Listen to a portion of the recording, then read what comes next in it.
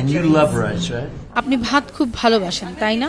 জবাবে পাল্টা রসিকতা করে মেরিল বলেন, হ্যাঁ আমি ভাত ভালোবাসি, আমি চাই আপনিও ভালোবাসুন। পরের বার আপনাকে ভাত খাওয়া শেখাতে এখানে কোকের কোনো বোতাম থাকবে না, থাকবে চালের বোতাম। আপনি কোকের বোতাম চাপলে সেখান থেকে আসবে ভাত।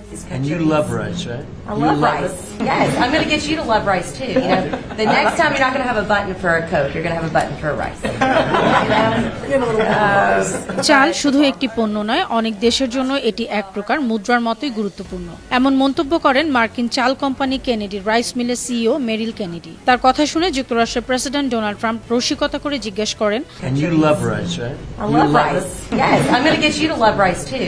সোমবার হোয়াইট হাউসে কৃষিমন্ত্রী ব্রুক রোলিন্স, কৃষি নির্ভর রাজ্যগুলোর আইন প্রণেতা ও কৃষকদের সঙ্গে বৈঠক করেন ট্রাম্প। এ সময় মেরিল অভিযোগ করেন ভারত, থাইল্যান্ড ও চীন ডাম্পিং এর মাধ্যমে যুক্তরাষ্ট্রে বিপুল পরিমাণ চাল রপ্তানি করছে।